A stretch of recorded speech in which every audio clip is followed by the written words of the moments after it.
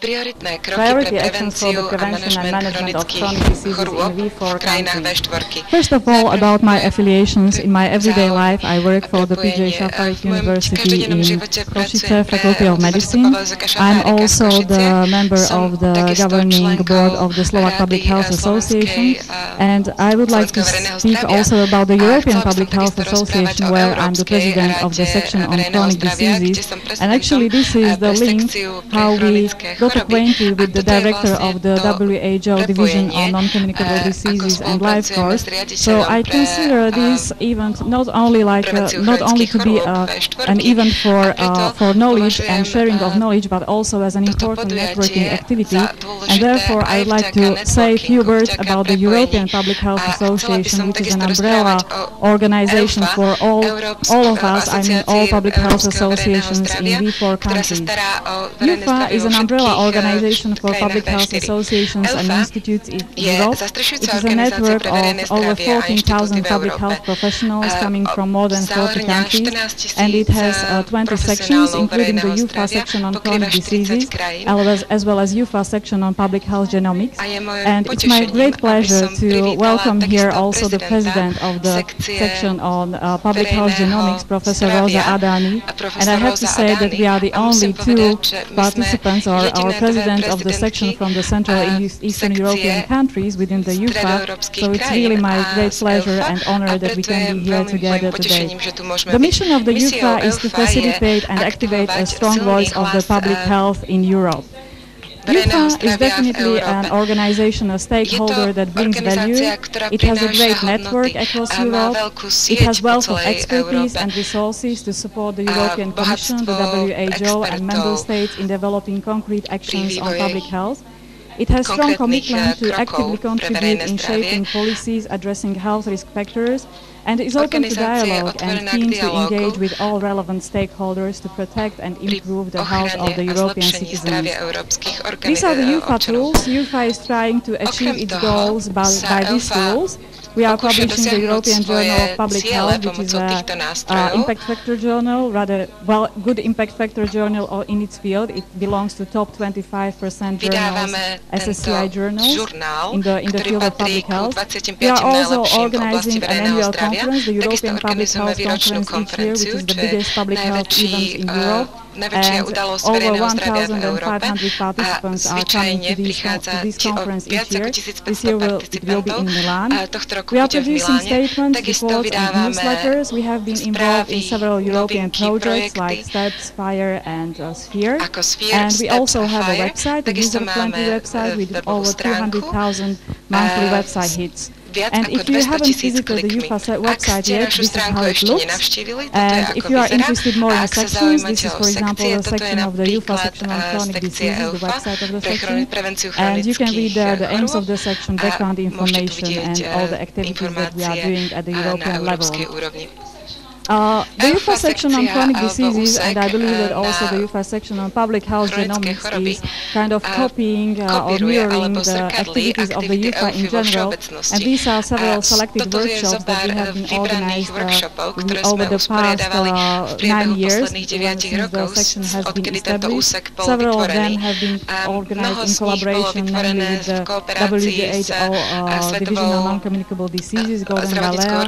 For example, in 2014, we have organized a workshop, Effective Action on NCD Prevention, a focus of RISE, and also in 2012, Priority Actions for the Non-Communicable Diseases, implications of the UN high-level meeting for the European region 1 year later. So why chronic diseases are important? It is because chronic non-communicable diseases cause 86% of all deaths in Europe, 20 to 40% of the European population report a long-standing health problem, and 2/3 of those are at pensionable age, have 2 or more chronic conditions. Chronic care accounts for 70 70 to 80% of the European healthcare costs.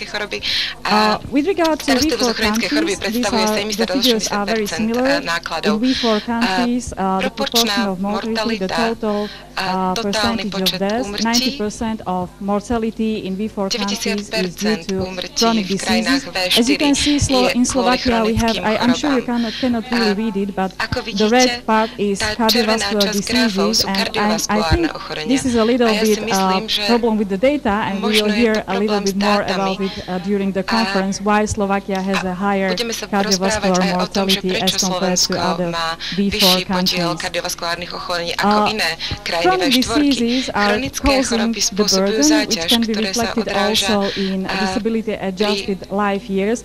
Again, the green figures are the chronic diseases. And also they are shortening lives, and when we compare the healthy life years in V4 countries, we can see that Poland, Czech Republic, Slovak Republic and Hungary are a little bit on the bottom of this ranking of the countries with longest healthy life years, and this is healthy life expectancy at the age of 65, which very clearly demonstrates how many years we are living in good health at the after the year 65. And just to highlight the information about Slovak Republic, if you look at the figures about Slovak Republic, you can see that we live a little bit longer than Hungarians, but in a very bad health actually. The last part of our lives is in very bad health with a lot of chronic diseases, so we definitely have to tackle chronic diseases in Slovakia. Chronic diseases have a lot of impact. They have a socio-economic impact on economies, on health systems, households and individuals. When we speak about economies, we are talking about reduced labor supply, reduced labor output, additional costs to the employees due to loss of productivity, mortality, morbidity. With regard to health systems, it's linked with increased consumption of NCD services, related healthcare or health system adaptations.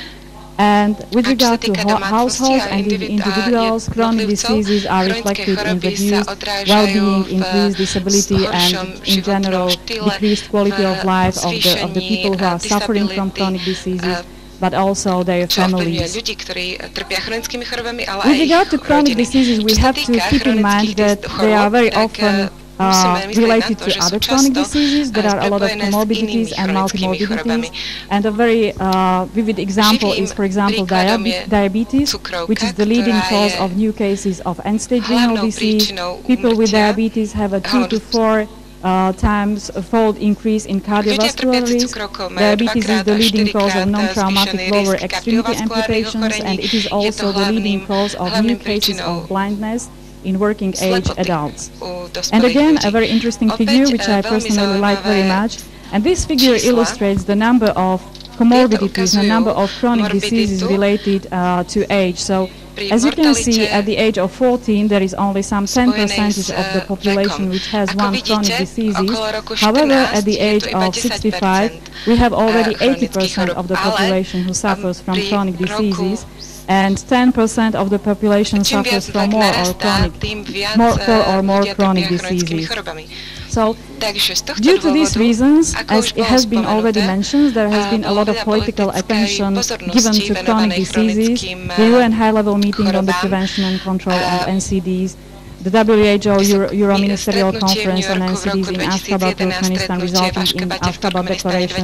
Also, the European Commission is paying a lot of attention to chronic diseases, and the European Commission has established also the European Innovation Partnership on Active and Healthy Aging, and we will hear more about it tomorrow, because we very luckily have here the coordinators of the B3 action from the European Innovation Partnership on Active and Healthy Aging, namely integrated care for chronic conditions, including telecare. We have here Dr. Andrea Pavličková, who is working for the Scottish NHS 24.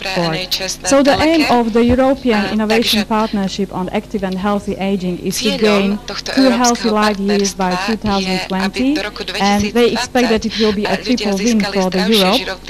It will increase the health and quality of life of the European citizens. It will help, it will create a long-term sustainability and efficiency health and social care system. systems, and it will also contribute to growth and expansion of the EU industry. With regard to chronic diseases, I think we all know, because we are here public health experts, that there are common risk factors, and I've highlighted only some of the risk factors and diseases for which they are responsible. So, for example, poor nutrition habits are responsible for cardiovascular diseases, hypertension, diabetes, cancer, chronic kidney disease, liver disease, respiratory disease, not, and allergic disease, and you can go through all common risk factors. I'm sure there are more, but this is what I did very quickly, just for having a very brief overview. And being a behavioral medicine scientist, I could not resist to show you this picture, which shows that the risk factors, biological, behavioral, psychological, and social, they are influencing each other.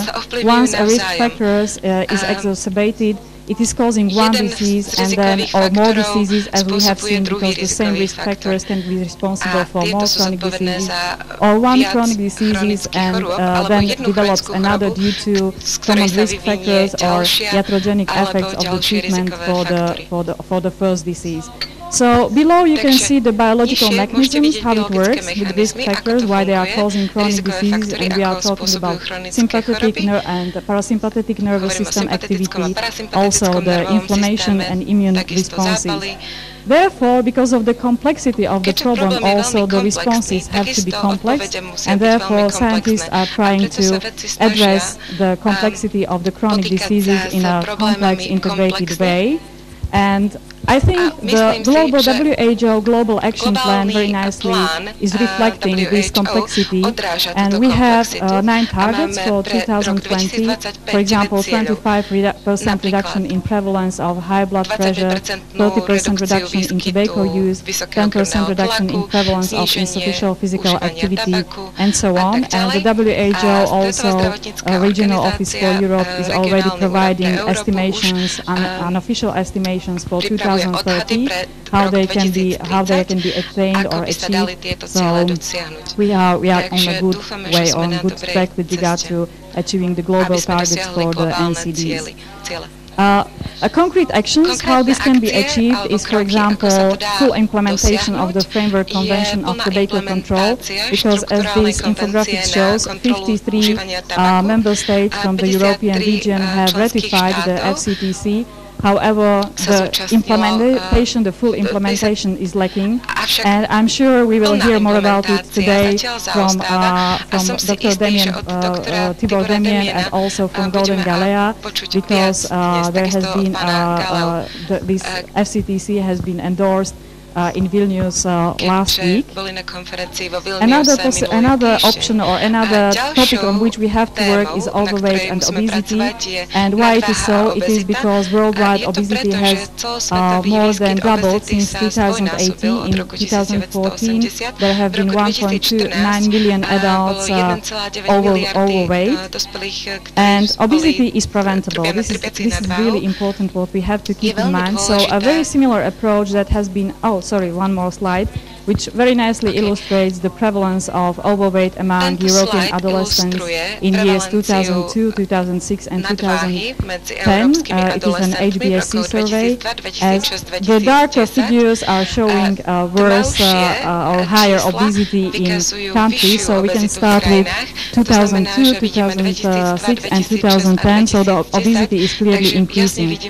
And despite the fact that I said that the Framework Convention on Tobacco Control, the full implementation, it has not been that successful in many countries yet, but the idea is very good, the roadmap of actions, and it should be also copied in other risk factors such as obesity, and I believe that it's also happening, also with regard to physical activity. So when we are thinking about chronic non-communicable diseases or chronic diseases in general, we have to move also from prevention and control to management and of chronic diseases. So it is important to keep in mind that health and disease is a continuum. We start with pathology, impairment, functional limitations, disability, and result into quality of life. And the risk factors which are influencing it are predisposing characteristics such as biological, demographic, socioeconomic status, race, ethnicity, but also intra-individual factors, psychological attributes, self-management skills, coping, personality, lifestyle factors, as well as extra-individual factors, healthcare, organization of the healthcare, social support, and physical environment. And also we have to keep in mind that there are differences between acute and chronic care roles. In acute healthcare systems and with regard to acute diseases, the role of the professional is to select and conduct the therapy, whereas in chronic diseases, the medical doctor and the specialist is more a teacher, coach, and a partner. With regard to the role of the patient, it is also changing. In the acute chronic diseases, the patient is supposed to follow the orders, whereas in chronic diseases, it is the partner and daily manager of the disease. So we really have to move away from acute care, which is happening now, and these pictures show that 80% of the care can be provided by patients themselves in the lower part of the pyramid, and with regard to shared professional care or medical care, only the top of the pyramid, that means only some 20% of the patients require really professional care, and there are highly complex patients who are requiring really a lot of attention from the healthcare system. So these are just few ideas to highlight why we need not only prevention but also a public health approach to the management of chronic diseases. And we have to think about change of the paradigm. So from the hierarchy, we have to go to the network when the medical doctor, the nurse, the community services are creating a network, also the patient and his family, and they are working together on better health. So this can be achieved, in my opinion and in my belief, in integrated models of care, which consists of 4 elements. The information system, we are talking about e-health, reminders, decision support, evidence-based medicine, delivery system. Here we are talking about multidisciplinary teams and shared decision-making, and of course the self-management of the patient. And all this has to be ideally embedded into supportive environment from the community, public health and community action. So the basic of the good chronic disease care are productive interactions between informed, activated patients and prepared, proactive practice team. To summarize, the NCDs priorities in V4 countries are more or less the same as in other European countries. So what we have to do is to reduce modifiable risk factors, expand coverage of essential medicines and technologies, strengthen the health systems, including integrated care, and improve also the surveillance. And it's time to act, because we have cost-effective strategies that save lives. So this presentation should set the scene, and during today and tomorrow, we will be touching or tackling these topics which I tried to highlight in my introductory presentation. Thank you very much for your attention.